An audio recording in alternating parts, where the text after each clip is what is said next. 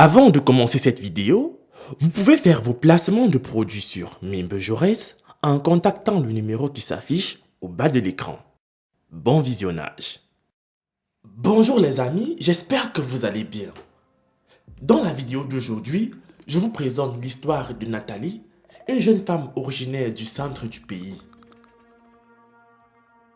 Nathalie, dans son témoignage, raconte qu'elle est née dans une famille de haute sorcellerie.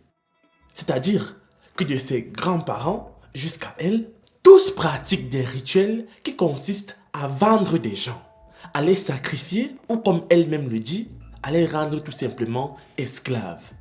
Et là, je vous préviens déjà que cette histoire vous fera très peur. Moi-même, pour que je puisse la raconter comme ça, il m'a fallu vraiment beaucoup de courage. En fait, comment est-ce que le procédé de sacrifice marche? Écoutez bien ce qu'elle dit. Quand on te sacrifie, tu meurs ici, mais tu n'es pas vraiment mort. On déplace juste ton corps. Sauf que là, tu ne peux plus ni respirer, ni bouger, ni parler. Et c'est pour cette raison que certains cadavres pleurent souvent dans le cercueil, résistent souvent à y entrer et même résistent souvent à se faire habiller parce qu'en fait, ils subissent simplement ce qu'on leur fait dans le monde des vivants, mais on ne peut pas les récupérer parce qu'il faut d'abord qu'on les enterre. Maintenant, quand ils sont enterrés, il faut absolument que ce soit dans un cercueil parce que ça nous facilite le retrait du corps au moment de prendre la personne. Donc la famille Lala, gardez bien à l'esprit qu'en fait elle explique juste le processus de sorcellerie, comment ça se passe. Mais elle n'est pas encore rentrée dans les détails de son histoire. Et je vous assure, après l'avoir entendu, vous allez péter les plombs. Restez bien concentrés. Pour être plus précise, quand ta famille t'enterre avec le cercueil, il y a des incantations que nous récitons et là, le cercueil sort de la tombe avec le corps à l'intérieur. Mais lorsqu'il n'y a pas de cercueil, ça s'avère très difficile et là, il faut la complicité de certaines morguiers depuis la levée de corps. Alors, quand on sort le corps, cela doit être dans un délai de 3 jours au maximum avant que la décomposition ne soit trop avancée. Maintenant, lorsqu'on enlève le corps comme ça, la personne revient à la vie mais ne se rappelle de rien. Et même pour ceux qui se rappellent, il leur est strictement interdit de parler. Et là, on l'amène donc où il doit travailler comme esclave. La famille, à ce niveau-là, je pense qu'en tant qu'Africain, vous devez y croire. Je crois même que c'est très important parce que là, vous allez redoubler de vigilance et prier davantage. Alors, Nathalie poursuit en disant que, une fois qu'ils ont leur esclave, ils ont le choix.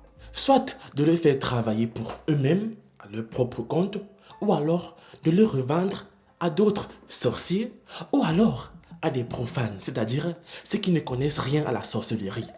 Comme moi, comme toi, comme la majorité des personnes qui vivent sur cette terre.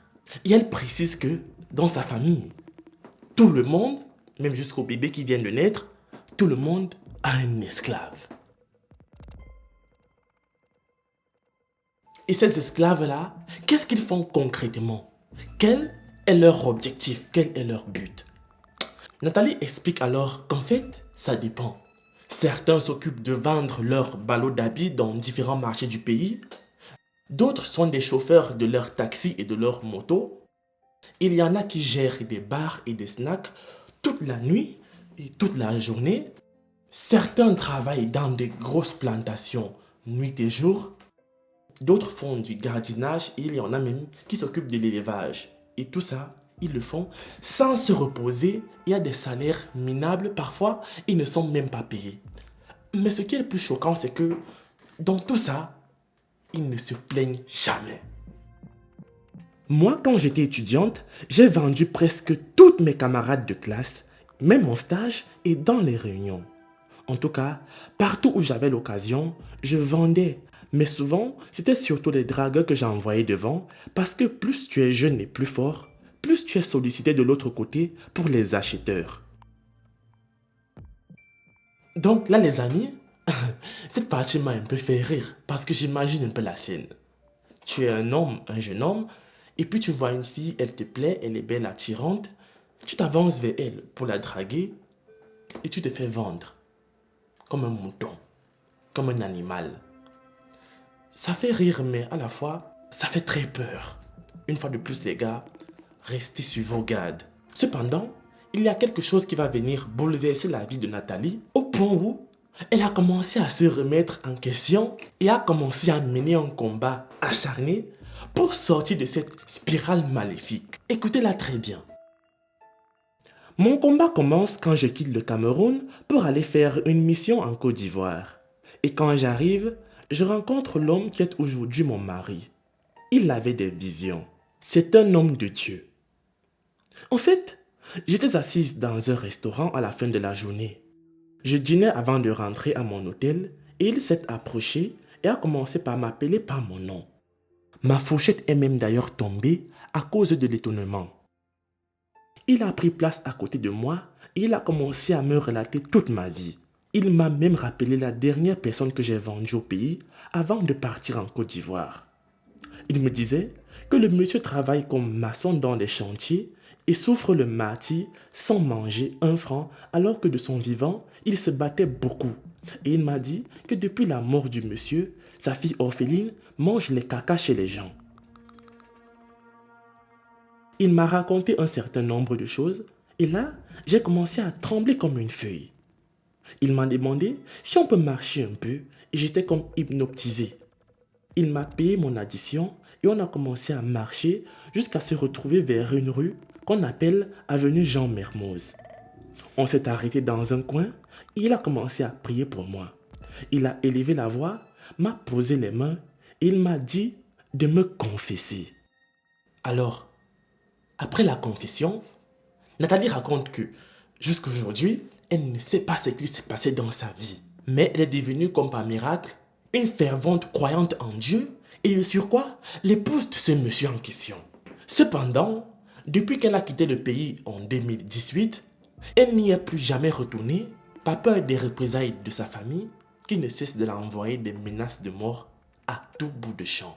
Elle a terminé son récit en demandant pardon pour toutes les personnes qu'elle a tuées, qu'elle a sacrifiées et qu'elle accepte tout jugement et tout châtiment humain et divin si cela peut réparer ses erreurs. Les amis, cette histoire provient de la page de Ivana Chef d'État. Alors si vous la connaissez, je crois que oui, vous la connaissez. Je n'ai pas besoin donc de me mettre à démontrer la véracité de cette vidéo. Tout ce que je peux vous dire, c'est de prendre soin de vous. Moi, je vous aime beaucoup et on se retrouve la prochaine fois dans une nouvelle vidéo. N'oubliez pas de liker, de vous abonner et de partager.